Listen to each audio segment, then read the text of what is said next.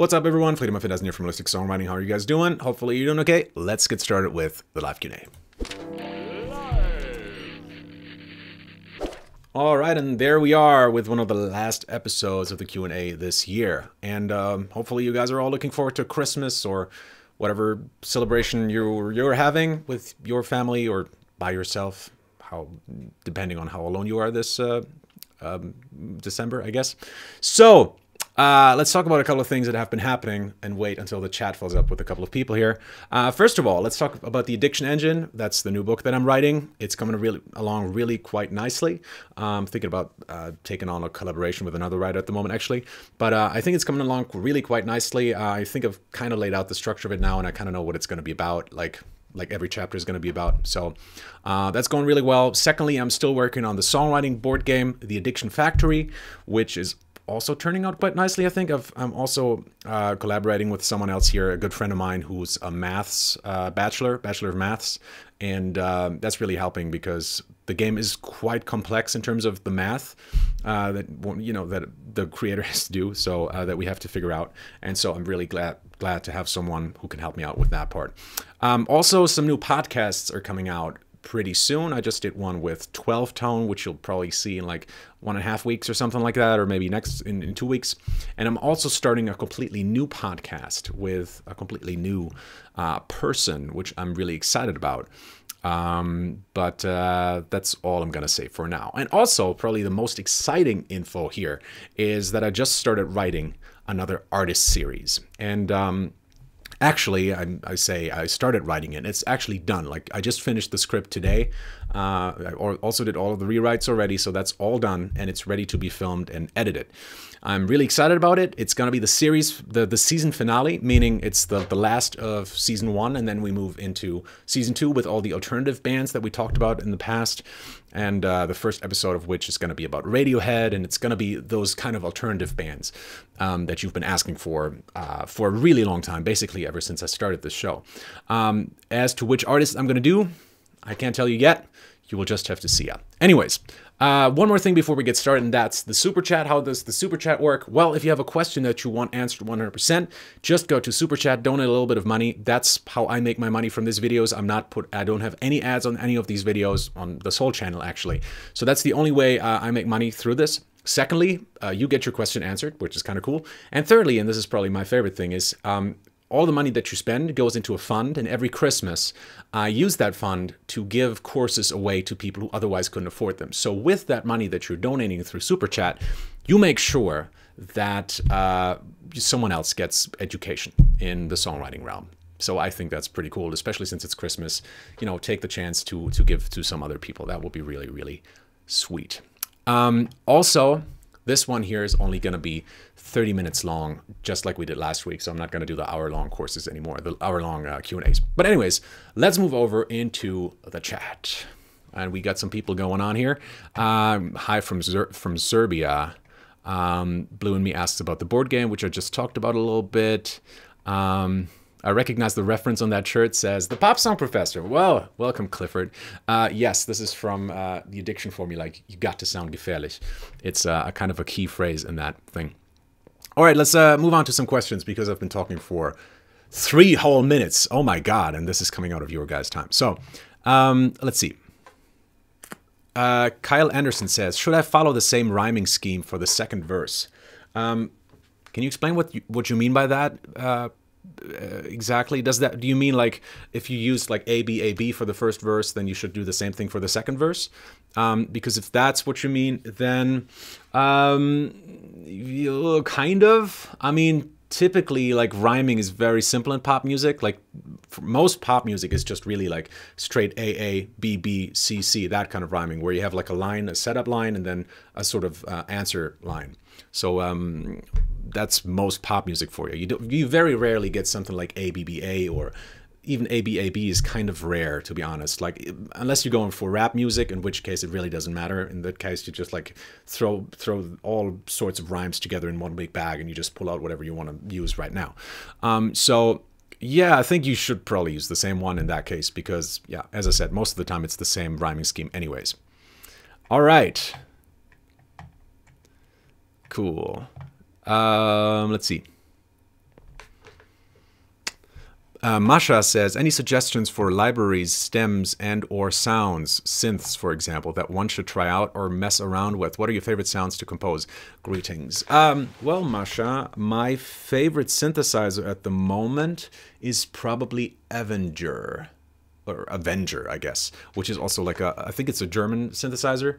I forgot what the company is called, but you can find out by just Googling it. So it's called Avenger, like the Marvel series. That one I really like. That one has a bunch of really, really quite cool sounds. Nexus obviously is just like the go-to pop kind of synthesizer, or sampler, I should say. I also really like Producer's Choice, which they have like a huge collection of like loops, or I should say samples rather. And I have those just in my, since I'm a Logic Pro user, I have those in my Apple Loops library, and I just pull in whatever samples I use for a song. So I kind of tinker my grooves together with a lot of their samples. Like, I love their samples. And I just actually bought the whole collection on Black Friday, which is something I wrote about on my Facebook page. So if you're subscribed on Facebook, something like, I guess I'm going to do that next year too, because I think it's kind of like a cool thing to talk about, because I also buy a lot of stuff on Black Friday just because everything is, you know, way cheaper then, and I just wanted to let you guys know what I bought then. So that's kind of the ones that I use most at the moment. All right, let's see what else is there. Oh, this is a good question. Blue and Me says, do you think the era of world idols like Whitney Houston, Michael Jackson, Marilyn Monroe, and co. is over? It's a really hard question to answer. It appears that way at the moment. I mean, we still have like people that have managed to stay at the top for very, very long. Like Madonna, although her last album wasn't as big a success as her other ones. Rihanna, Beyonce still managed to like hit the charts over and over again. People like Jay-Z, and like different genres, you still have kind of idols. Yeah, it's hard to say. It's really hard to say. I mean, we still have like mega stars. There's no question about that. Taylor Swift is like definitely, you know, still friggin' huge, you know, and I think Taylor Swift is bigger than I think Marilyn Monroe ever was, really. Like, if in terms of just how much money they make, I think, or there's like some statistic that I forgot, or in terms of the number of fans that she has, I think she has more fans than Marilyn Monroe had back then, because everything is just kind of exponential nowadays. Whereas back then, like, there was a lot more people, as you know, some of the people that you've listed, that were like superstars. Today we have very few huge superstars. Like, we have these gigantic megastars. So yeah, I guess it's just different. It's hard to say. It's definitely not going to be like it was back then. Definitely things have evolved and things have changed. So yeah. Okay, Ethan Young says top 3 DAWs. I mean, my favorite at the moment is still Logic Pro X, just because I'm used to it that so much, and that's the one I use still. But I'm really getting used to Ableton, so I wouldn't be surprised if, like, once I really got this down, that Ableton Live would be my new favorite, and I hear so many good things about it. So Ableton Live definitely probably going to be my number 1 in a couple of months, and I'm really getting used to the idea of saying that. Logic Pro X would then be number 2, and Studio One, the new Studio One, is probably my 3rd choice, just because it's really versatile. It's very quick. It's all drag and drop. It's very easy to learn. It's probably for a beginner. Studio One is probably the easiest platform to learn. I mean, Logic Pro X has got that whole GarageBand and then Logic Pro X thing, I guess. So you can learn a little bit with GarageBand, and once you're comfortable with that, you can move over to, I don't know. I mean, yeah, it doesn't really matter that much which DAW you pick, because at the end of the day, it's all music, and it depends on what you're doing with the sounds, not so much with what the software does with your sounds, because that's pretty much all the same. Although I must say that workflow can sometimes alter the way you write music, and Ableton Live is a really good example, because the workflow in Ableton Live is very, very different than in all other DAWs, which is why it's taken me so long to like fully grasp and fully understand and fully get behind the idea of how it works. All right. Oh, that's a good one. Oresti 2103 says, concerning your lyric canvas, why isn't there a pre-chorus section? And do you have any tips for that section? Thank you so much. In case you guys don't know, the lyric canvas is one of my freebies that you can download on my website. If you if you check below this video in the description, you go to the products page, you can download it there for free. And there's also a YouTube video that I made about it. And it's basically a way of like structuring your songs. It's a really easy way to come up with song lyrics and making sure that every verse is kind of unique and that the chorus gets a different color every time. The reason that there's no pre-chorus section is that I usually just scribble that in with the chorus, because for me, the pre-chorus, like usually the pre-chorus doesn't really change. If it does change, I'll write it next to the verse, because then it's, for me, then it's part of the verse. If it has a different meaning for both, after both verses, then it's part of the verse, then it belongs to the verse, so that's where I'll write it. If it's the same both times, I'll just write it with the chorus, because then it kind of belongs to the chorus for me. But that's a good question. Thanks for asking that. HK says, do you like to record a guide vocal, then flesh out the song around it? Thank you. Yes, I do. As quickly as I can, I will record some guide vocals for sure. Yeah, and that's, I mean, that's kind of all that you were asking for. Yeah, and my guide vocals are pretty intense as well. Like I spend a lot of time on my guide vocals just because I want to have something that's like very, very close to what I'm going to have in the final thing. Just so I don't like, I kind of want to know the arrangements of the backing choirs as well. You know, all of that stuff I kind of want to know, because if I have a backing choir here, I don't necessarily need a synth there anymore, you know? So I kind of want to make those choices early on when I'm recording the vocals. All right. Oh, that was a good one. I saw a really good question. What are your thoughts? So this one is from Megan Amokazi. What are your thoughts on switching career paths and picking music instead of whatever it is you have a degree in? I would say, you know, do whatever makes you happy. That's the most important thing, obviously, and also stay with what you're doing right now until you have a little bit of success in the music world, until you actually make enough money to like make a living with it. Because the music industry is very tough, and there is a lot of luck, and you need to have the right mindset to go in, and you need to know kind of a couple of people probably in the industry, and you need to be very good to be able to make a living in the music industry. So don't just quit your day job. Make a smart, informed decision. If you feel like, yes, I can sustain myself with just music, then that's what you should do, if that's where your passion is, you know. But don't just, I hear a lot of people just saying like, follow your passion. And that may be true if you're like a baker, right? Because people will always buy cakes, but music at the moment is considered free. So unless you have a very good plan for what you're going to do once you become a musician, then I would say stick with whatever job you have right now for a little while longer. Work on music on the side, like maybe early mornings or late evening. And once that starts to take off, that's the moment to quit your job. All right. Melanie Kroger says, Taylor Swift's new album is shit. Well, thank you very much for that informed comment. Let's see. Jesse L. Wood says, yo, where can I find your music? If you search for 41 styles in under 7 minutes on YouTube, that's where you find it. It's a little bit older compilation, but it's still the one I use.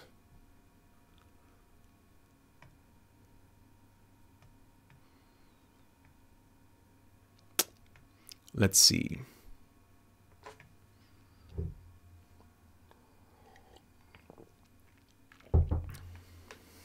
Gallon Stapley says, I've worked in bands with a bunch of really good songwriters, but I've never written a song. It's really hard to find a process or finish anything.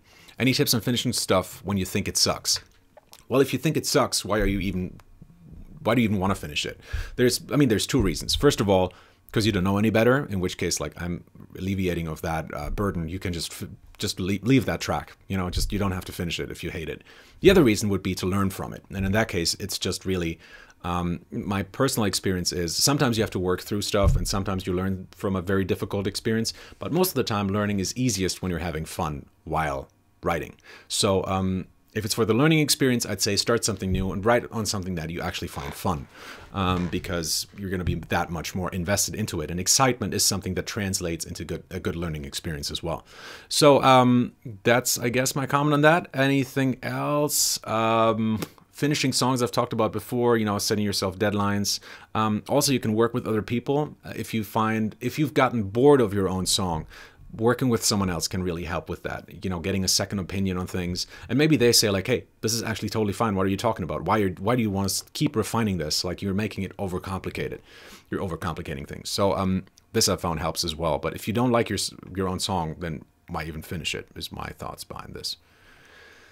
All right. Oh yeah, that's a good question. Blue and Me says, maybe a silly question. It is not, but am I allowed to use the sounds from GarageBand in songs I release on iTunes, for example? Do I have any right on those sounds? Yes, you do. All the stuff that comes with GarageBand and every single sample that you can buy online, as long as you bought it, you have the right to use it. That's kind of the whole idea behind that. Otherwise, that would kind of suck, right? You buy these samples and then you can't use them. That just doesn't make any sense. No, they were made specifically for this purpose. So yes, absolutely, you can use them. Kyle Anderson says, what do you think about FL Studio? Personally, I'm not a big fan. I've taught it to some, like, I've taught some classes of FL Studio, not willingly, and I found it very hard to get into, especially like, I mean, it is a very simple program, and I used it when I was like maybe 12 or so for the very first time, or maybe not 12, but maybe 15, I don't know. And back then I found it very easy because it's like really fun with like those little boxes that you can draw in, and you just get like an immediate feedback from the software. It's not as, you know, not as difficult as Logic, where you have to like draw in like the different notes into the MIDI, into the piano roll and stuff like that. It's just, that's a little bit more complicated to understand that. In the beginning, FL Studio is easier, but the second I want to do something that I know from Logic or from Ableton, in those two softwares, that might be really easy. But with FL Studio, because it centers around that really easy barrier of entry being so low, all of that stuff becomes really, really quite difficult in FL Studio, and it's really unintuitive. So I'm really not a big fan of FL Studio, and I see it being used by a lot of hip hop producers, so it might be fine for that. And hip hop generally is a very loop-based kind of music, so for there it might not be so important to have like a lot of control over automation and stuff like that. But in any other style, especially in pop music, you probably want to stay away from FL Studio. Where in Germany do you live? Maybe in Berlin, says Blue and Me. No, I live in Nordhorn, which is it's this really little podunk in North Germany, which is like 4 or 5 hours away from Berlin. But I go there sometimes. Like I have, you know, I have a couple of colleagues in Berlin that I sometimes visit, and friends, obviously, and family even. All right.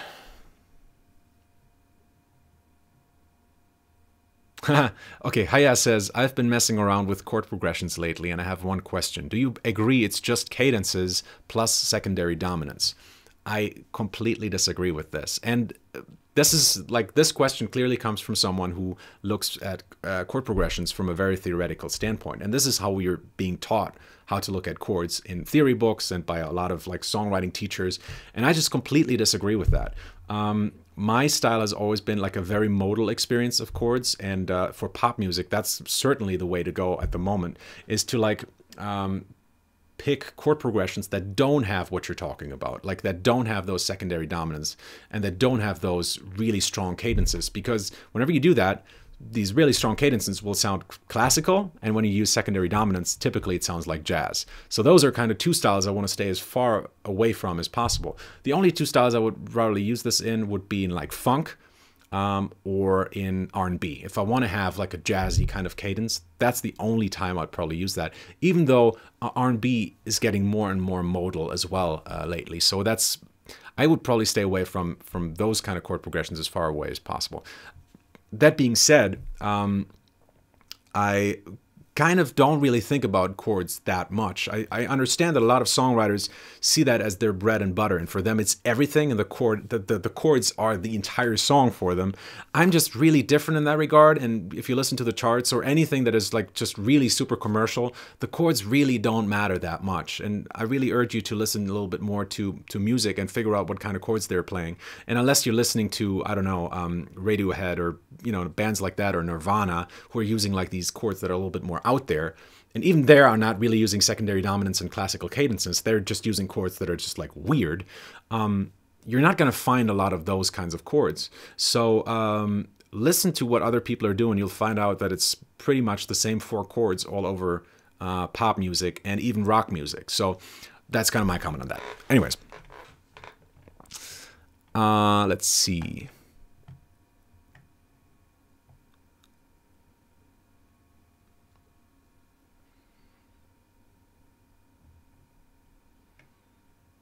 Um, Exterminer. Oh, exterminer. Okay.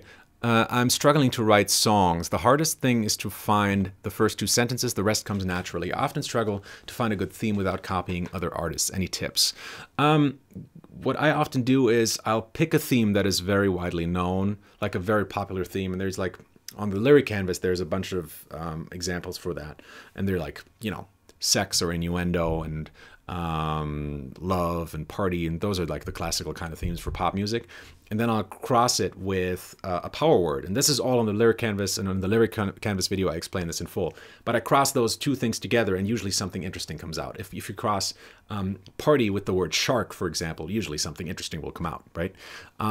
So that's kind of how I approach that. Just finding like a power word, so a very emotional word that has a lot of impact emotionally, and cross-referencing that with something that we're very used to. So something that's very out there, and that's combined with something that we're very familiar with. That usually gives something that is both commercial, but also interesting. And we got a donation from Mark Bath. About $10. Thank you very much, Mark. And your question was, at what point of the writing process typically does groove and or drums work its way into your songwriting? When I add drums, it usually changes the song I'm working on, usually making it faster. For me, drums come in very, very, very early. And drums usually, I mean, so for me, the process is typically, I mean, it's different for every song. There's those songs that start with the melody, and this is a lot of my songs. As you know, I'm recording all of my ideas on this phone. So a lot of these are just melodies, just me singing and just snapping my fingers. So a lot of melodies start with the melody. And then the next thing, already when I'm writing those melodies, already when I'm coming up with these melodies, there's a kind of groove going on in my head, right? The tempo is already there, clearly, from the melody. And typically I know where the backbeat is. Like, I'm not going to change something where clearly the backbeat should be on the 3 to something where the backbeat is on 2 and 4. So that's kind of already there. And then exactly where like the bass drums fall and stuff like that, or if it's like kind of what kind of groove it is, that's just something else I'll change while the song evolves, usually. So maybe it turns into something like a soca, like a you know, something like that instead of the ta ta ta, you know, the 2 and 4, the classical thing. That might change during the songwriting process, but that very rarely changes that much about the song. The feel of the song changes, obviously, and that's where groove is so important. But that's usually how I do it. But sometimes I will also, but you could also argue that all of my melodies that I come up with on this thing started with a groove. Because when I'm in the car, when I'm thinking of melodies, when I'm taking a walk, you know, whenever that is, I start with a groove. Look, because if I'm walking, I have this natural pace to my walking, and that gives me a kind of BPM that I can go for, and it typically have like a groove in my head. And sometimes I even start with a groove from another song. So maybe I'll just like sing something from, I don't know, The Weeknd or something, and that just gives me that kind of feel and that kind of groove. I start moving differently. I start singing melodies, record those, and then later when I pick the phone back up, one of two things will happen. Either I find my way back into that groove that I was feeling back then, or I don't. In that case, I have two more options. First of all, I might just like drop it because I don't understand it anymore and I can't get my way back into it. Or maybe I find a different groove that also fits with it, and I find something completely new and reinterpret it. So, yeah, I guess that's kind of how I do it. Yeah, I mean, it's difficult to say because it is different for every project, and the groove does sometimes change the song a whole lot. I must say that timing, the tempo doesn't usually change for me that much. I've found that like usually I'll change the tempo in the very beginning of the songwriting process, like a couple of times to see what tempo it should be. So it's not too fast, but it's not too slow. But the drum groove rarely influences that for me. Anything else? Let's see. It can also help to start a song off of drums. So what I'll sometimes do is just listen to vocals and drums together. And that can give you some interesting results as well, especially if you want something that is very groove-driven. Then your most important job is going to be balancing the vocals with the drums. So an example of this might be Bang Bang, right? Which is basically just drums and a lot of vocals and a lot of percussion, obviously. So the groove there is like the entire song. Or another one would be Big Booty, which has almost no harmony, almost no synthesizers, Jesus Christ. It's mostly groove and vocals. So in those cases, like I would start with the groove right away. Like that will be the very first thing I write before I even write the vocals. And I'm actually writing on kind of trip hop, kind of ballad at the moment, kind of Jhené Aiko like, if you will. And that is based off of a drum groove. So that's the first thing I'll start with. Anyways, I think I've hopefully answered this question satisfactorily. Let's move on with some other questions. All right. This is a good question. Amal Alim Maulana says, give me a random phrase to start my engine, please. So I don't even know exactly what you mean, but hopefully you're referring to the addiction engine, meaning like how can you start your career? Like what's the one thing that you need to start your career right now? My answer to that would really be is gain leverage. Like be so good at something that people just can't ignore you. Get good at something. Don't just like run after people who are more successful than you and just beg them basically to help you, but find something, find a way to help them so that they're going to be grateful, and then maybe, you know, take you with them and maybe they can help you as well. But create leverage. Find something that that makes you worth something in this industry. I mean, you're obviously worth something as a person. I'm just saying for this industry. If you want to get into this industry, you need something that makes you stand out. That people say like, "Hey, he's the guy from, you know, this and that. He's the guy that's really good at this one thing." So that's what I'm saying. Or you know, get really good at contacts. Like have a big network. That also might work. And I know some people. I'm actually just reading a book by someone who got into the music industry by just getting a lot of contacts. They organized a musician's event. And that's how they got their contacts. And then later they could get into music. But they started with the network. They didn't even start with the music. So gain leverage is probably my 2 words of advice to you.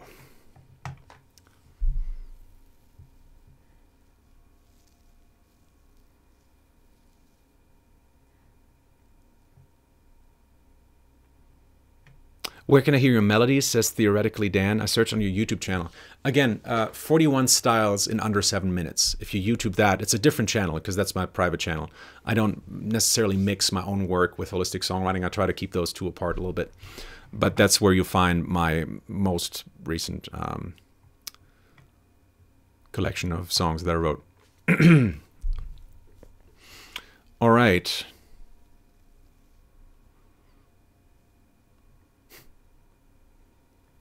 What genre represents your own songs the best? I write a lot of very different music. At the moment, it's a lot of, because I'm writing for this artist, it's a lot of like this kind of Jhené Aiko kind of stuff.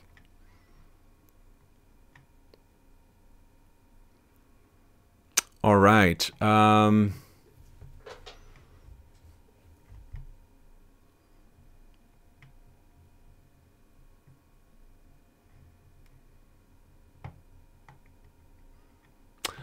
AX says, dude, I just watched all your how artists wrote XY videos, and I'm getting your book for Christmas. Thanks so much for making all this clear. Would you recommend the book or audiobook? I would recommend the audiobook because that's the most recent version. That's version 2.0. So if you have the option of like one or the other, I would say get the audiobook because that also has everything that the written version has, but it also has a couple of audio examples and it's got a couple more techniques, a bunch of more stuff. So that's definitely the one I would recommend. Also, it has a new foreword, a prologue, and it's got a new chapter. All right, and Blue and Me, I would love to answer your question. You have great questions, but I don't only want to answer your questions, so maybe next time. Let's see. Let's answer one last question. I'm just going to scroll through and let's see what happens.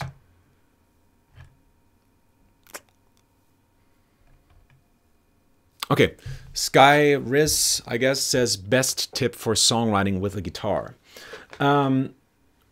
Well, I really like to use the guitar as a kind of like a synthesizer. I don't really think about it in terms of like, oh yeah, I can only play open chords like C, G, A minor, F, or something like that. I really see it as a way of producing sound, and I try to get inspired by those different sounds.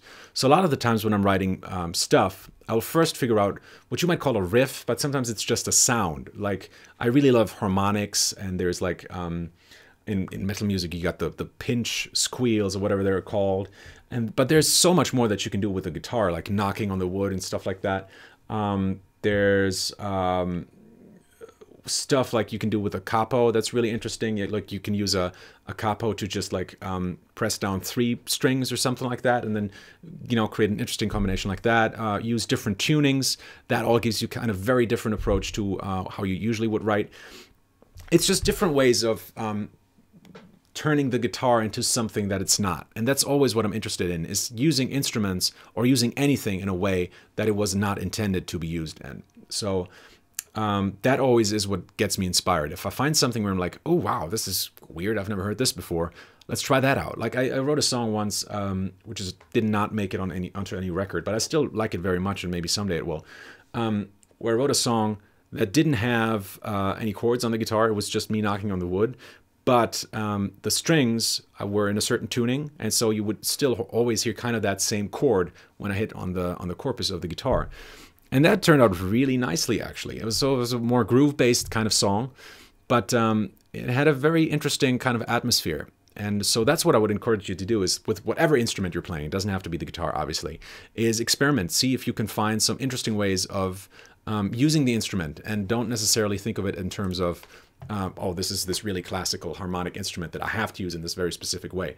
What I hear a lot of songwriters do that play guitar and that kind of stuff is usually I hear the same kind of stuff that they play. On guitar, usually you see like the open chords and maybe some bar chords and stuff like that. But so like open, like they sometimes take like a power chord and shift it up and play some open strings as well. But you see the same stuff all the time, and I'm just getting very tired of it. So, I mean, I am a guitarist. Obviously, that changes things a little bit, probably. But I'm always interested in, like, what else can you do with a guitar? There's so much, you know, it's a really interesting instrument to produce sound. So, anyways, that was the Q&A for this week. Guys, thanks for tuning in, and thanks, Mark Bath, for donating 10 bucks. I very much appreciate it, and all the songwriters that you're supporting also appreciate that very much. Thank you so much.